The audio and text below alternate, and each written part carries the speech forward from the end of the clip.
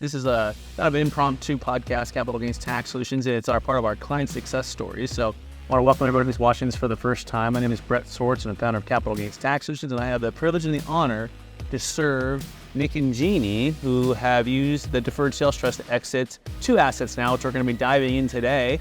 But ultimately what we're about here at Capital Gains Tax Solutions is providing a service that unlocks some freedom with capital to be able to invest and make an impact with the wealth. And so it means different things to different folks, but I think you're going to really enjoy our time together. But let's start with this, Nick. Tell us a little bit more about you and Jeannie's story and how you guys got started in real estate and business. I think that's going to be something that I don't know if you got that much to would be very helpful for everyone to hear, because it's also a cool story. Really. Well, why don't you do the business first? The fastener business. Oh. Yeah. Well, my family started a nut and bolt business in 1965 in Denver, Colorado. My parents ran it. Really what happened is that my mother ran it, and then my father worked at Samsonite so he could put food on the table while they struggled through for the first 3 years. And then he did quit working for Samsonite in 1969. And in 1972, I came on board, and I was 21 years old. And we worked and we slaved away and built that business into a really profitable business for our family, as well as all the people that we served. And we had about 33 employees in an office that was maybe about 450 square feet. We had 6 people in the office, and we had the rest out in the warehouse. And we had outside salesmen, too. And so in 2012, my mom and dad asked me, what do you want to do with fasteners? Because they weren't really running it anymore. They had a manager running it. And I said, well, let's just sell it. And my mother said, you can't sell it because those people won't have jobs. And so that's when Nick came on board. Well, and that was a bad economic time. Yes, it was. So she should have been concerned about the employees having jobs, right? Because it was really tough. And she was older at that particular time, but she still cared about the employees. And all through the history of fasteners, they put their employees before themselves. And that's one of the great things that I learned from her dad and her mom, was to put the employees first. So on our little, pyramid where you start out, who's number one, and the progression down. It used to be, a long time ago, it was, in most businesses, it's the company first, right? Then the customers, right? Then the employees. And then it changed to the customers number one, then the company, then the employees. Well, we changed it around to the employees are first. The customers are second, and the company is third. So if we had a deep care for the people, not only the customers, but also the employees, and what it would mean to them if they were to exit and sell. They had a legacy they had built up in relationships, and they deeply cared about the outcome of what that would be for each one of the employees. So it was really mind-opening. Coming from a real estate background, to come into some place, industrial distribution, where I didn't know anything hardly about the product. I didn't know where anything was located in the warehouse. So imagine you have a 14,000 square foot warehouse with pallet racks all the way up to the 24-foot ceiling, right? And nothing is located. So in other words, there's not a location in the computer where any product is at. So when I got there, I'm like, we're changing this right now. If you didn't work in the warehouse, you didn't know where it went. And I think this is really important because your background, Nick, with real estate, share about your story of real estate and then connect the dots with that, because in your own right, for everything that you've done, I think this will be great for everyone to hear. I started out when I was young. I would be probably diagnosed today with ADHD, right? I was really a busy kid. So my mom sent me to work with a neighbor across the street. We called him Grandpa Utari. He owned a construction company, and I went to work with him at age 9, and I would be tasked with cleaning up the job sites. That's what I would do. And then later on at age 11, right around there, when I was a little stronger, I was carrying lumber to the guys that were framing the walls and framing the roofs. And when I got to be about 13, I got a cheat. He gave me some nail bags and some tool pouches, and he taught me how to build a wall. And then I got to work with all the rest of the guys building the walls. And then at age 16, I was actually running the crew that was building the house. So I had a lot of knowledge at that particular point in time. I was lucky enough to be able to go on Saturdays. I would work as an apprentice carpenter and went to school to get my apprenticeship through the Carpenters Union. And then when we graduated from high school, first of all, my grandpa never paid me. It was enough that he worked with me and he was teaching me a skill. So when I graduated from high school, he gave me a little box about that big, right? And I'm thinking, pen and pencil set, because that's what you give people when they graduate. I'm like, here you go. Well, inside of there was a passbook savings account with over $10,000 on it. And I was like, wow, I can buy this, I can buy that. And as quickly as he gave it to me, he took it back. And he says, no, we're going to buy a lot and you're going to build a house. And that's how it started. Our first house sold for $39,900. I was 17 years old and not even old enough to sign the contract. Wow. So that tells you your grandpa. Mm-hmm. That's how I called him my grandpa. He called your grandpa. He helped instill A, hard work, B, wisdom for how to build, and then C, and he ended up paying you, it just at the end, and he said, all right, now, but here's what we're going to do. I'm going to go help you apply what you've learned now, and you're going to make some money on it. Yep. And that was the skill I had. Mm-hmm. And for a long time, you're thinking that that's going to take you the rest of the way, is being a carpenter for your whole life. Because, who doesn't want to be a carpenter, right? That's what you knew. That's what he knew. That's what I knew. Until I got laid off. Okay. When I married Jeannie, we lived in Colorado. December came around, and the boss came around and said, we're running out of work, and here's your check, and thanks for everything, and when we get busy, we'll call you back. So, Gene, he comes home and says, I got laid off, and now he starts talking maybe about getting into different real estate, or how did that transition happen from him going from building real estate to selling it?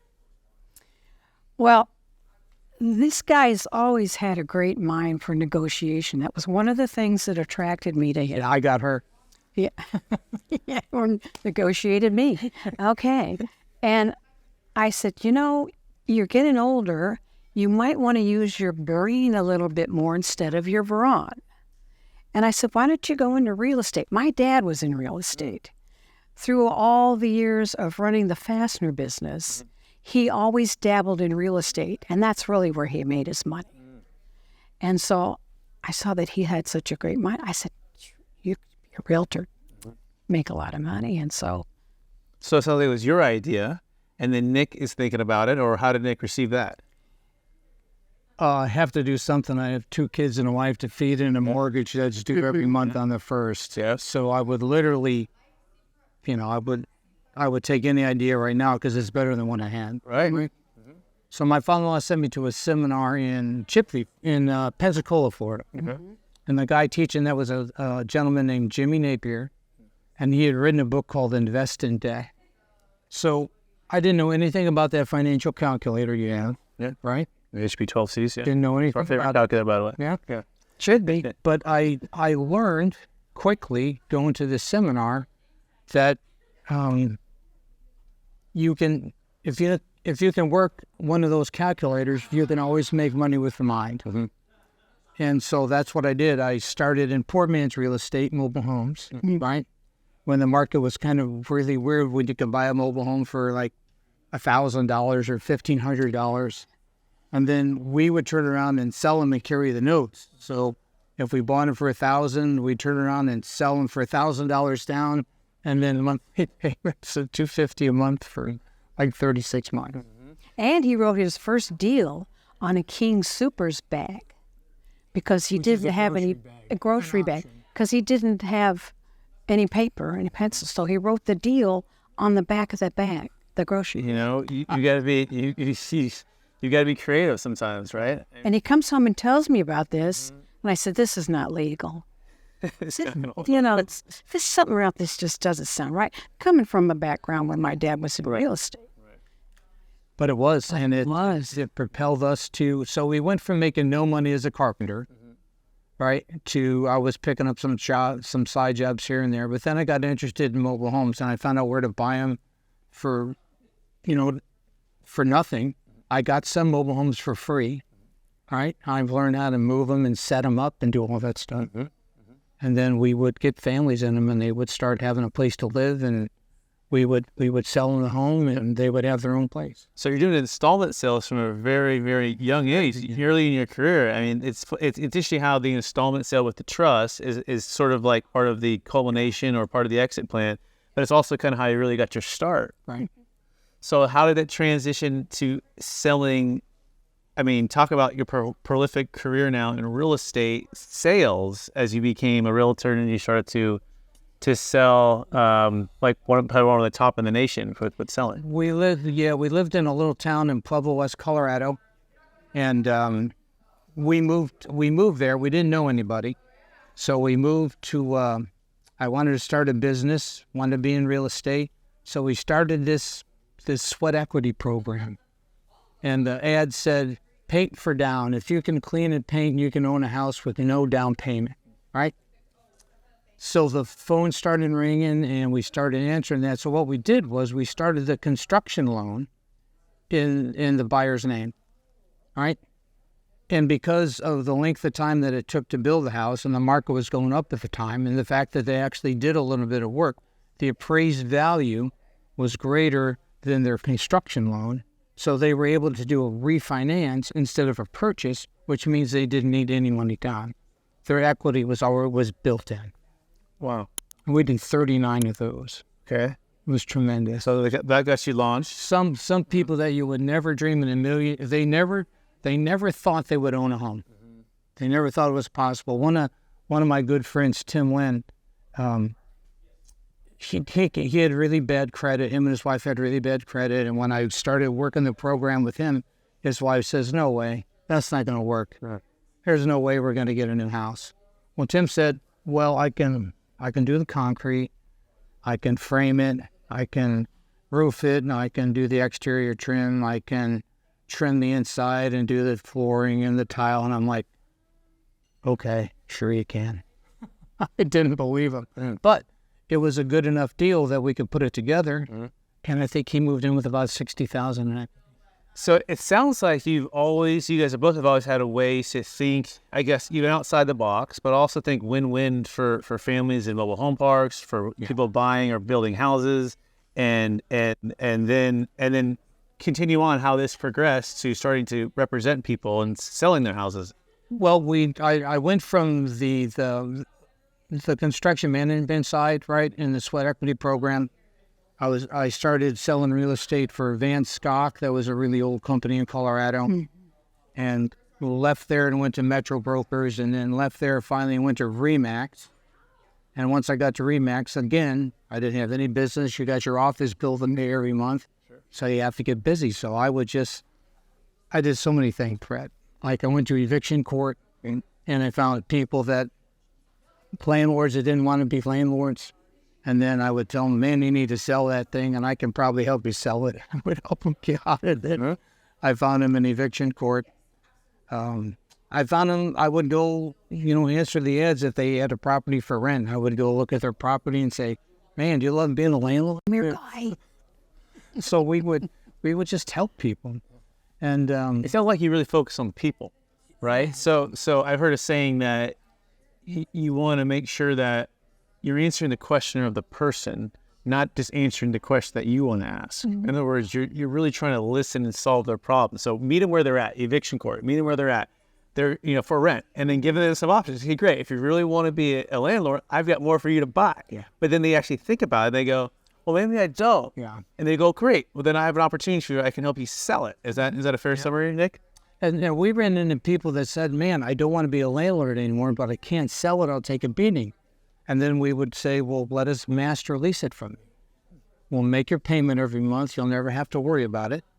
And then we would take the responsibility and the challenge and make the profit when we were able to re-rent it and make our money on the spread.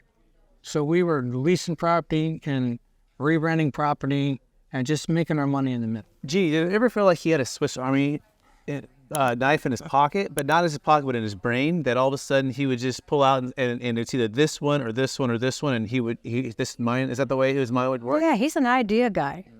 He's MacGyver, too. He can fix anything. New ideas are always exciting, right? And to put together a new plan is always exciting. And then we talk about this a lot like hunting, right? Everybody's all excited until they shoot an animal, right? And now all the hard work starts. Yes. So go on to talk about RE/MAX and your prolific run there, and how many houses you started to sell per year through all this marketing, creative efforts, and thinking outside the box. I went to a Craig Proctor seminar, and at that time he was all about the personal brochure. And I was like, man, would that really work? So I came home and I got with a marketing lady that lived in our town, Carrie Moore Skinny, and she helped me put together this real estate brochure. And we got the family together and got all the shots and everything, Did all the shots, me running, me doing everything. Sure. And at that time I was known as the real estate MD. Okay. So I always had my stethoscope on. Yes. Right? I'd put my stethoscope against the building and say, it's not ready to sell yet. Yeah. Right. You brought some humor and you brought some creativity to your marketing. Yeah. Oh, it was fun. I had buyer's remorse pills, seller's remorse pills. I had a prescription pad, and it looked like a real prescription pad. It had the real estate MD on top and the brokerage, of course, and all that stuff. Yes. And it looked like a prescription pad. Well, I had some knucklehead tried to write himself a prescription for Valium, right? Took it into the pharmacy. Takes it to the pharmacy. And that's when we got told, you can't do that anymore. You've pressed it too far. So we had all these pads printed up, but we couldn't use them. Yeah, so I would leave them at listings, and then the brokers would get mad. But then we ended up in 2006, and I know the market was really good, but we put out these brochures. I ordered like 5,000 of because of the cost to print 1,000 or 5,000. I mean, pretty negligible at that point in time. So I ordered 5,000 of these. They came. I thought it was great, and I started getting them out to friends and past clients and all that stuff. And I could only get out about 500 of them because I couldn't keep up with the business after that. You did 167 transactions in 1 year, just me and one assistant. 167 transactions in 1 year with just you and an assistant, which is one gal. And this is it. This is what year was this? 2006, 2005, 2006. Yeah. Okay, so it doesn't sound like a lot of internet marketing, more like just direct to mail or just knock on door or just word of mouth. Average sales price about $175,000. It's incredible. We did a little over $20 million that year. That's incredible. And he made the Diamond Club at RE/MAX, got to walk across the stage and get his award. It's incredible. The legacy of like the entrepreneur, the real estate, the business, the family. So now let's fast forward now, and you've built this legacy. You have the family, you have the kids, right? And you have long marriage, right? And you guys are now looking at, okay, you're in Colorado and you're considering selling the business. So walk us through the step of. Well, my mother had passed away in 2017. Okay. And then my father passed away in January 2022. We had been trying to sell the business, but there was never a deal that came along that he really liked. Mm-hmm.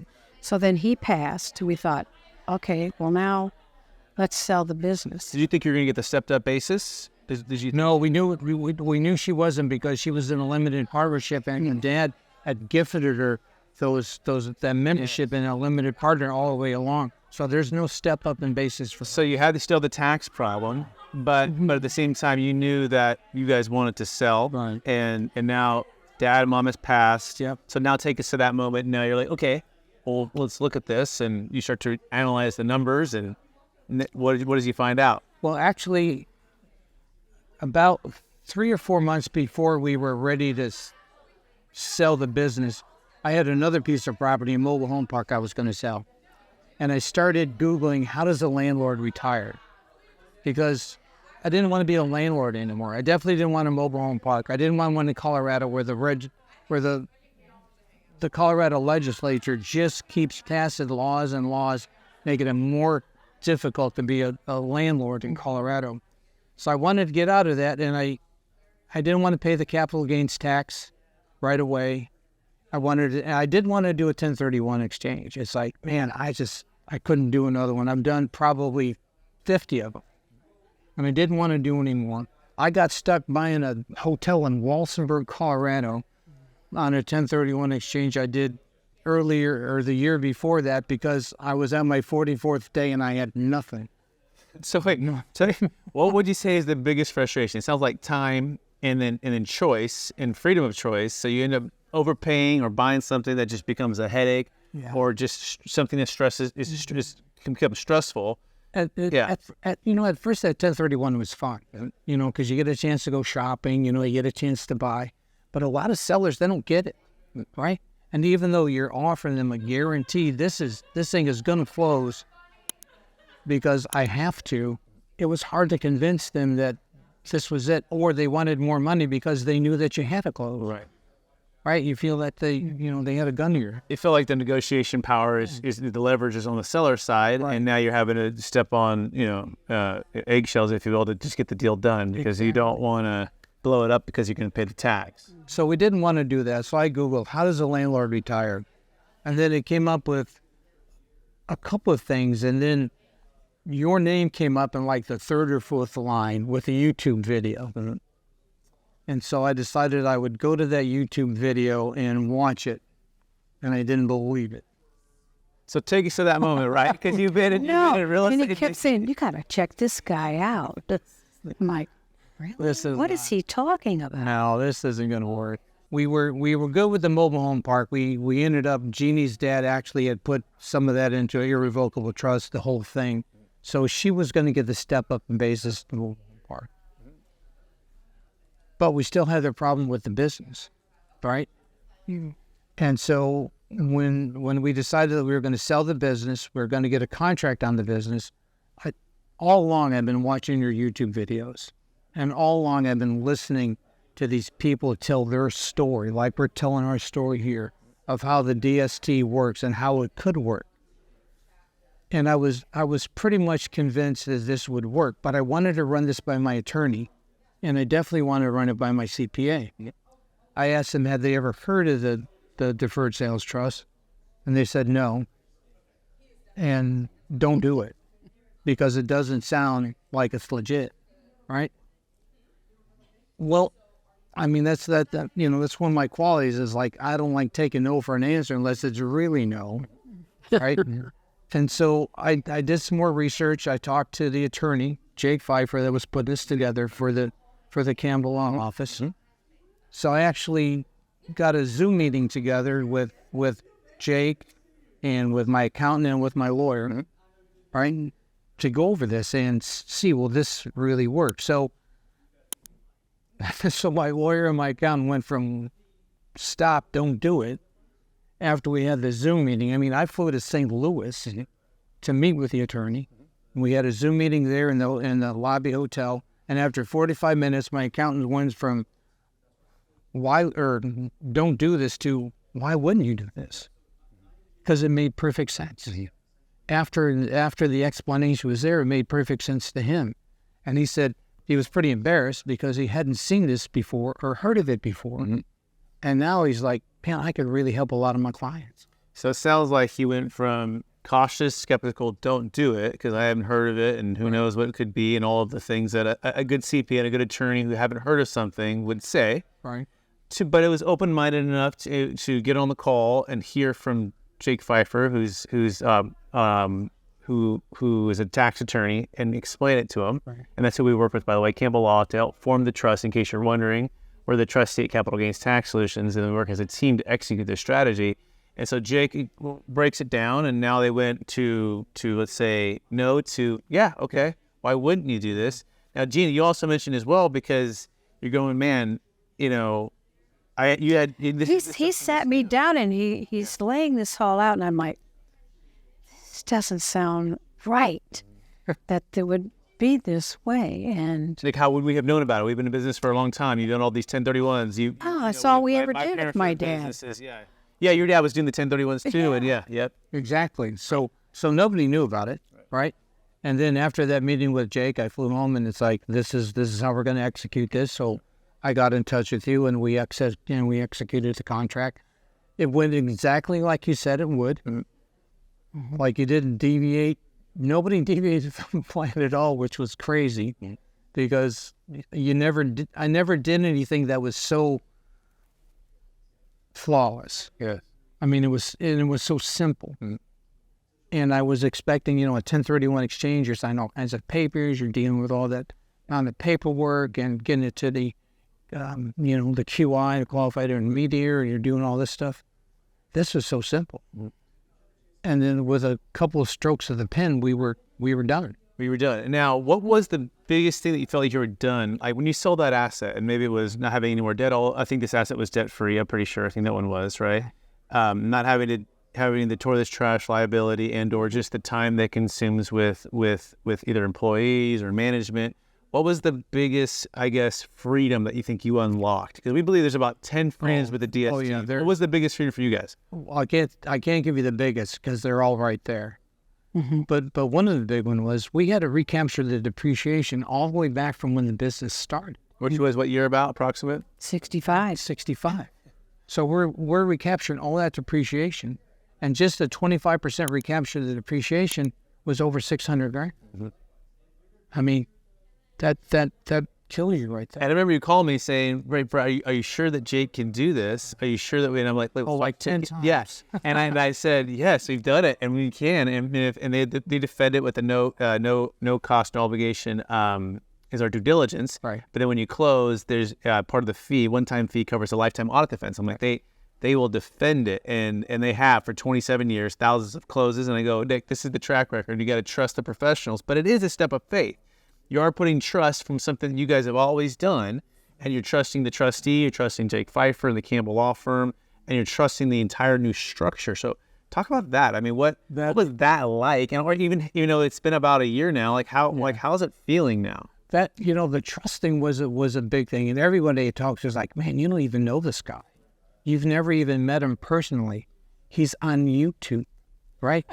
And you're trusting him with millions of dollars, right? And I said, I've talked to several people that he did videos with, and first of all, the money never moves. When you do this transaction, the money never moves without my knowledge, and it won't move until Brett says, "What do you think of this?" And I say, "Yeah, that sounds like a good idea." I know every day of the year where my money is and how much is there, right? Mm-hmm. And I guess here's the thing, the biggest benefit I see is the ability for us to start another business and use the money that's locked inside of the trust. I don't mean locked in a bad way, it's earning money right now. That's inside of the trust to be my partner, where I don't have to come out of pocket with any money to start another business that could invest in self-storage, or like my oldest son Nick is working out right now, so he learns the business. All right? Mm-hmm. Absolutely. So how about for you, Jeannie? What was the freedom for you? What was the...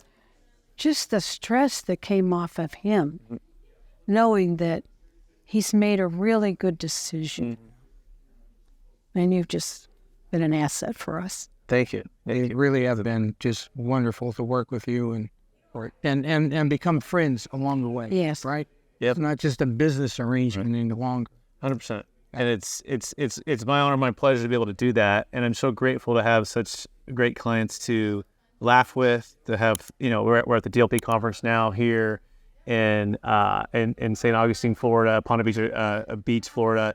And we're able to spend time together, meet the families, and your son's coming, my wife's coming, and your other son's coming. It's a part of the family. And so this is great. So the biggest ones too. Now the next one I think, Nick, would be the fees, okay? Because people talk about control and trust. We talked about that. We talked about the legality and you did your CPA together. Now let's talk about like the return on investment. That tends to be the next biggest challenge for people. They go, man, but the fees, Nick, isn't it expensive? Or what's your take on that? Well, we looked at the fees, right? And at first blush, the fees seemed like, wow, that seems like quite a bit of money.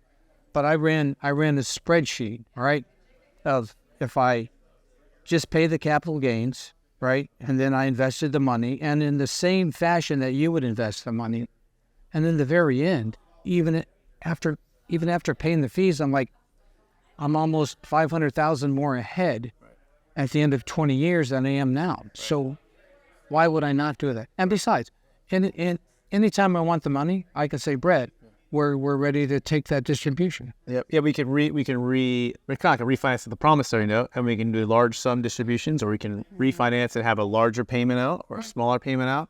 It's adjustable along the way. It does take a trustee to approve. That's part of what keeps it in the integrity of the trust. Right. But you can also set the note for shorter term periods. And so sometimes people look at it and go, "Oh, am I stuck forever in this?"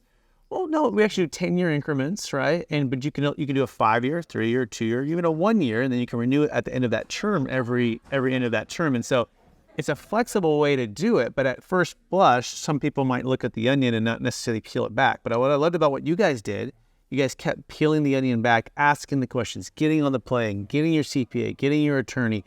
This was a process. I mean, I feel like at least 3, 4, 5 months. Right? But you had something else to say on that, Nick? Or? Before that, we were just talking about the fees. Yes. What the fees cost. And then we got into when we can get a distribution. That's probably one of the other attractive things about this, right? Is if we have another capital gains event in our life, I could say to you, Brett, I really want to pause these payments for a while because else it's going to bump me up into another tax bracket. And things like that, and that was, taxes never go away. Yep. Right? They're never going to go away. And I know I still owe the capital gains tax. I understand that, but I get to pay them when I want to pay them, not when they're demanded of me. Absolutely, and you can pass it on to the kids, right? And they can keep it going. And most of our clients will structure the notes where they'll live off the interest payments and pay tax on that ordinary income, but they keep the principal intact, right? And that's kind of the big, it's called the golden goose, and the cash flow, there's the golden eggs that are coming off of that. And that, for a lot of people, makes a lot of sense because it's somewhere between 25 and 50% of the gain is going to be taxed. And so the Deferred Sales Trust allows you to, it's kind of like a delayed trust, right? Delayed tax trust. Instead of paying all that tax, we can delay it and let it earn and work for you. Just like all the years you guys worked for to build up the wealth, the trust can now work for you with the wealth that's yours and what's owed to the government. But the government, here's the thing, they charge you a 0% interest rate on the amount that you owe them as long as it's invested. And as long as you receive payments, you pay tax on that. And that's the beauty of the Deferred Sales Trust. But there's another thing too that you mentioned about, starting a business. Like it could be with your kids. Let's say one of your sons wants to start a business and you're like, look, I'd like to go in a joint venture partner with you. You can fund your son and your guys' business. And on that particular structure, the upside is greater than just the promissory note. So you're not capped at just the 6, 7, 8, or 9% promissory note. You're able to partner with the trust and make more. And that's a great way to make this an investment and not an expense. So any thoughts on that at all? No, I completely agree with that. And that's what's exciting about it. But think about this, right? You could also partner with your grandson. Right? So think about how you could pass that wealth along or give your grandkids a great start. It's taking the money that you've earned, that your family has earned, right, and invest it into a company that you and your grandson run together. And as the years progress, you're gifting that membership in that LLC to your grandson as he proves himself. You know what it feels like? That legacy that your grandfather did for you, right? Your grandfather said, hey, come and work with me, Nick, right? Come and work with me. And then at the end of kind of that term of working, he said, here's an amount of money. Now let's go work this together and let's go build some wealth. And I think that's the key. The DST unlocks a way to make an impact and a legacy, not just here's money to inherit, but here's a way for us to collectively work together to help to pass that knowledge of wealth, of real estate, of construction, of entrepreneurship, right? And that to me is the priceless type of thing, right? Rather than just paying it to the government. And now it's almost like a way to delay gratification if you think about it, right? Because the stepped up basis, to me, I feel like part of it's a little bit overrated. Now, it's a great thing that a stepped-up basis allows you. And by the way, the DST doesn't give you a stepped-up basis. It's one of the things that a 1031 has an advantage over the DST. But here's the reality. Do you really want the kids to just cash out of all the real estate when you die and take all the money and just, have no taxes? I mean, if you think about that through, like most people would say, no, actually, I would prefer they hold on to the real estate. I prefer that they would manage, build more wealth, make a bigger impact. And the DST, in a way, allows you to make a more of an impact. Doesn't mean they can't receive some of the payments out and pay tax, but at least there's something there that might say, you know what, I might delay gratification. Any thoughts on that? No, I totally love that part. Yeah. I totally love that part because here's the thing: it's not our money. None of this is ours, right? We're just, we're just visitors. So if we trying to be good stewards of the money, right? And then that's one of the reasons I like this event and why we're here. Right. Let's transition to that exact part, right? So part of being great stewards with the wealth is to invest with those that could be great stewards with the wealth. Right. Yes. And so part of why I love what I do is because I have an opportunity to be a great steward with the trust, but then we also trust in bringing some of what we believe is some of the best multifamily operators and investors in housing to not only make an impact for the housing crisis, but also to make a great return, right? So you guys, by the way, exited a second asset. Let me touch on that real fast, but then we're going to talk about DLP Capital, what they've done, and how they've been able to be a trusted source with consistent returns that are durable, that are transparent, that are easy to understand in the sense that that's where you guys sold. You guys sold assets, right, real estate, and to talk about the second asset you sold into the trust, and then let's talk about DLP Capital. We had some real estate. Actually, her parents own some real estate in downtown Denver. Really good location, but really poor property. I mean, the one property was built in 1901. We had asbestos problem. We had lead-based paint problem. We had a lot of problems, and it was situated on a curve where what happened? How many times? Oh, we used to have cars just fly through the building, knock down all the cinder blocks. And I lived very close to there. My dad would call me up, hey, the alarm's going off, get over there. And I get over, and I'm looking at all this, and so one of this person walked away. One lady did not, eventually, but I had to call my dad. I said, there's a car in the building. And so we got these big concrete barriers put up. This one gal just went right over and right through those Jersey barriers. Right through. Moved the Jersey barrier 80 feet. Yeah. She did not make it. She didn't. Young woman, 20 years old. Terrible. Very sad. But in any case, we had this property that had no parking, Yeah. right? Was situated on the pedestrian mall, so the taxes were crazy. I couldn't get anything rented down there because there's no parking. And so luckily enough, there was a gentleman that built a building just down the street from us, and actually it was right next to one of our buildings. I leased it to him for a couple of years. And then he said that he would buy everything from me. And he was a big player. I mean, just the taxes on his building alone was $280,000. Mm-hmm. This was taxes. So you're able to sell it, move both amount of equity into the trust, so they have a bigger pile. Yeah. And then we're looking at DLP Capital and talk about what you've liked about DLP Capital and what are some of the things why, collectively we decided to have the trust invest, a large percentage of the funds into it. First of all, we're blessed that you brought us to DLP. Yeah. This is a wonderful organization. Thank you. A wonderful man that runs it, Yep. Mr. Winter. Don's a really great guy. He's got a similar background to me, being a real estate broker, starting with really nothing and figuring out, but he did it in a totally different way and just blew it up. Mm-hmm. Able to find investors at that young age that would trust him with that amount of money, and he just was smart enough to keep growing it and making it happen. Yes. But when I get into my DLP portal, everything is there. Every financial statement is there, right? Every penny that they said would be there was distributed just like it said. And I'm like, man, I don't even know what to say. Yeah, honestly, it's such a blessing to be an investor and then to be able to have DLP as our strategic alliance, because I know it's like a chair that has let's say four legs, right? You have the Campbell Law to provide the lifetime audit defense, which is, to me, without that, the chair falls over. Right. You got to have a trusted trustee, right? And hopefully I've lived up to that, and you've got to have that. But you've got to have the ability to have investments would be another leg. And that those investments and those people that are investing that capital is just as important. Let's say it's a three-legged chair. I'm going to think about fourth here in a minute. But at least three, if one of those aren't there, it's gonna fall over. Yeah. And so having that ability to have 10%, everything is never not paid 10%. They've never lost a single dollar. They're investing into housing to make an impact. Right. And they have the ability also with the lending fund, which I love, is if we need to do a deal, want to do a deal or go invest into something else, we can raise our hand. And typically in about 30 days, we can exit that 10% lending fund. Now, sometimes it takes 60, could potentially take 90, most times about 30, right? That's one. Then they have the Buildings Communities Fund.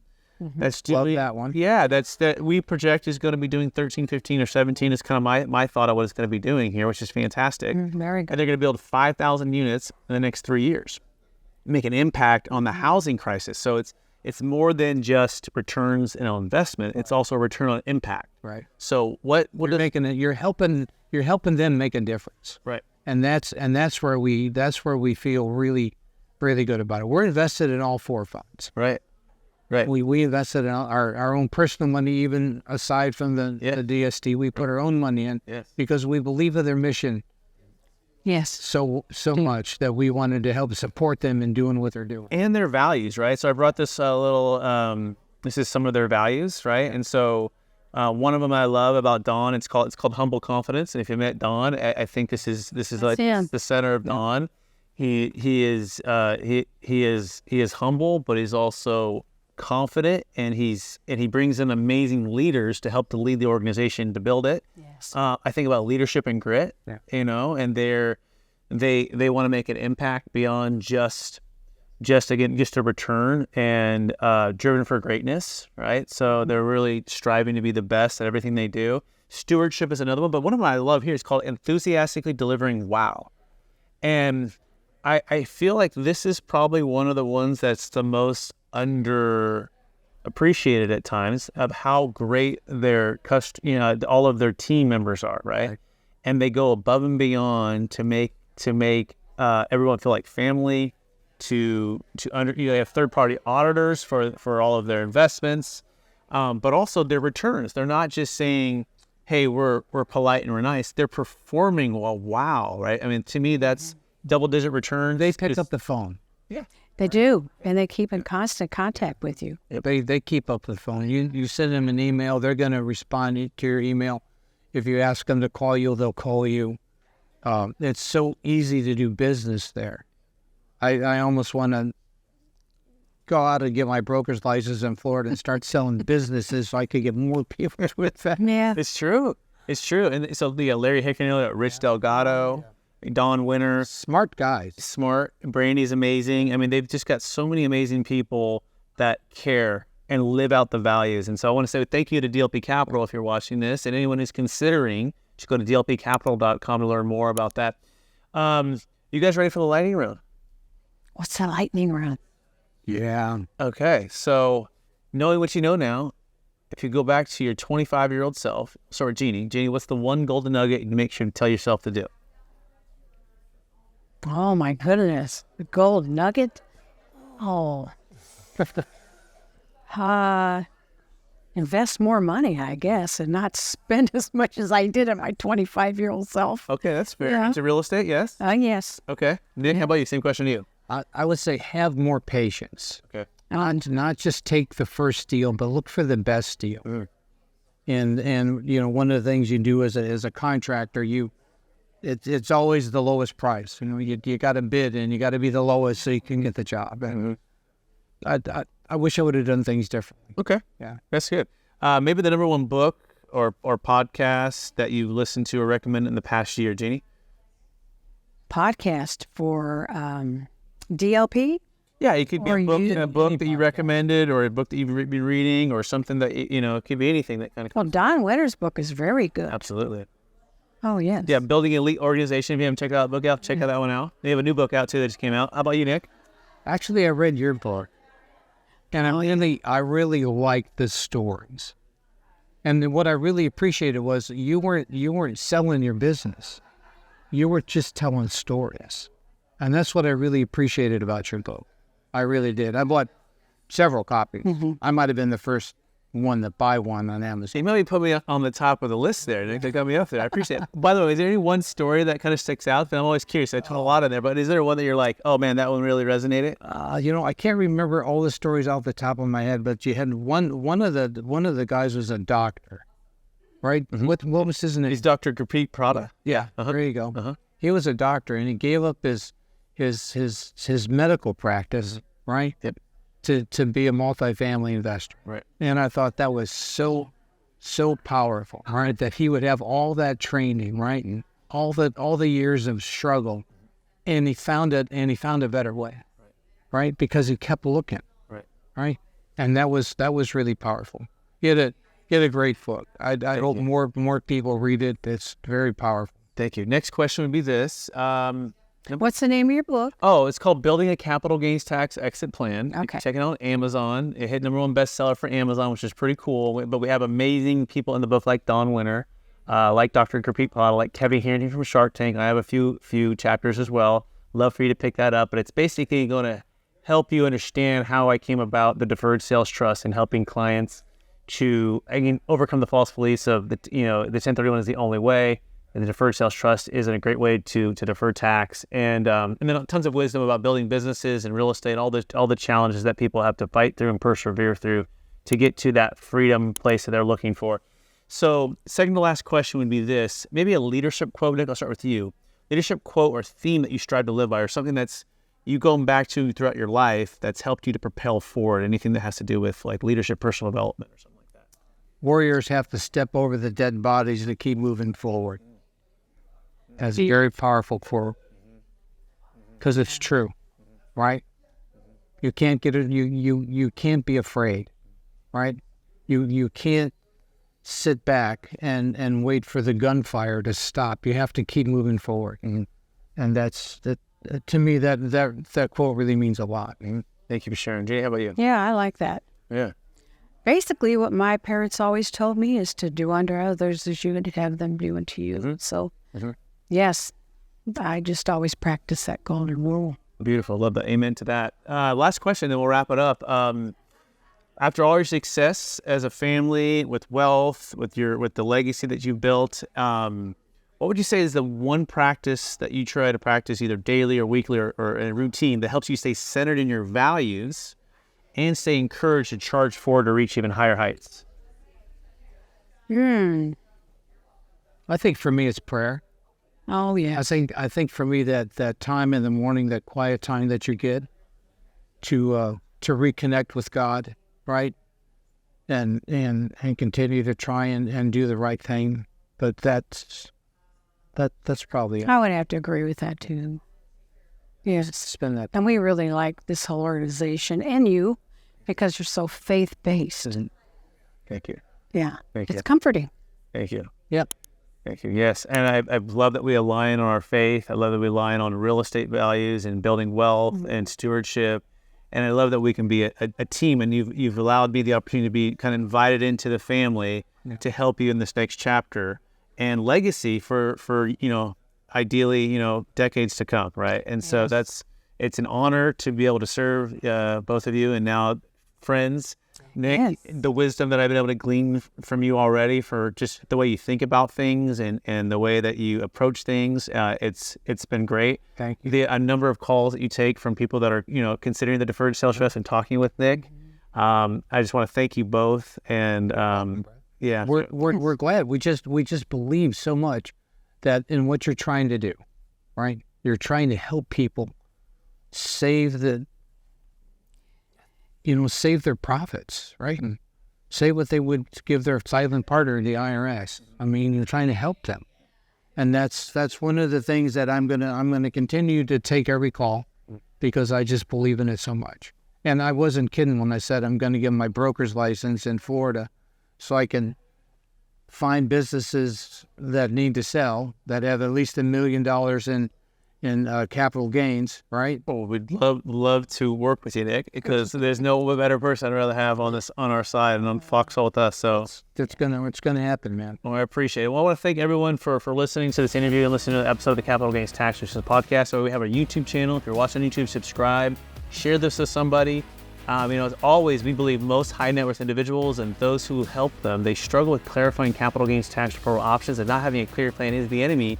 And using a proven tax deferral strategy such as the Deferred Sales Trust is an amazing way to unlock freedoms, pass on a legacy of wealth, make an impact, and unlock time and energy and stress, and invest and actually make even more money with people like DLP Capital. And so if you are interested at all, we'd love the opportunity to talk with you. And you can just go to capitalgainstaxsolutions.com. You can have $1 million net proceeds. $1 million gain is the minimum. But we'd love the opportunity to talk with you. And so thank you so much for watching this interview and this podcast and this video. And we'll talk to you again real soon. Bye, everybody. Thank you. Bye.